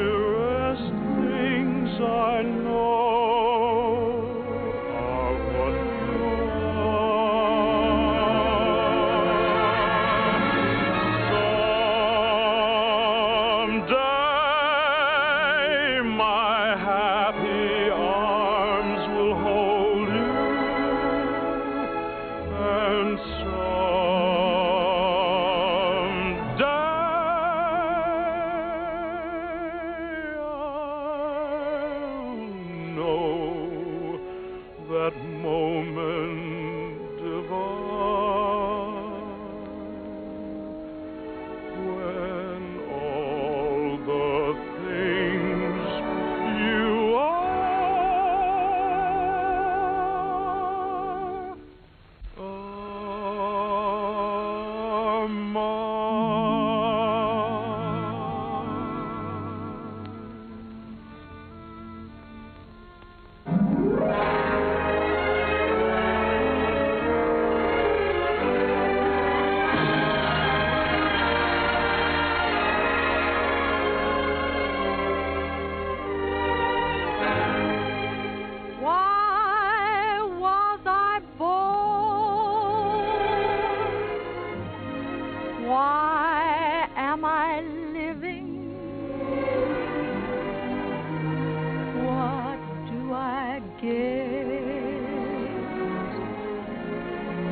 what am I giving?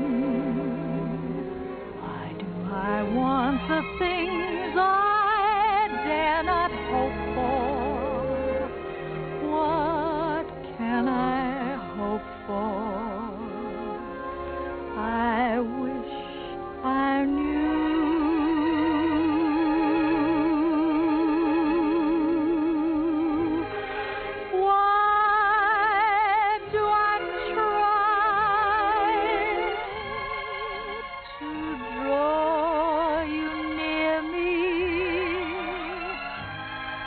Why do I cry? You never hear me. I'm a poor fool, but what can I do?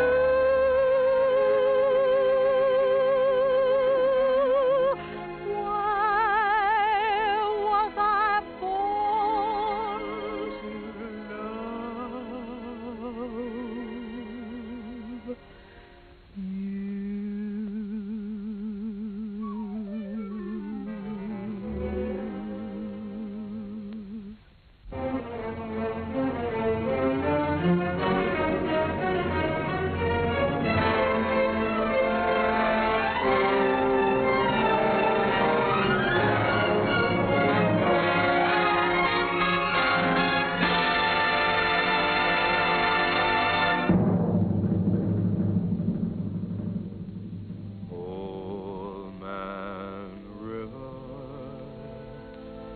That old man river,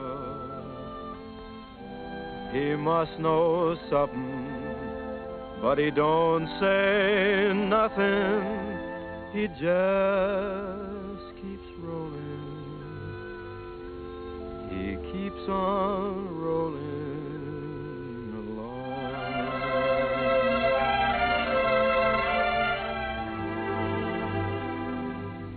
He don't plant taters, and he don't plant cotton, and them what plants some is soon forgotten. But old man River just keeps rolling along.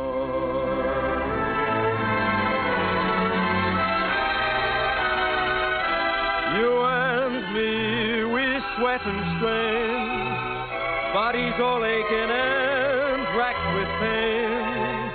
Tote that bar, lift that bell, you get a little drunk, and you land in jail.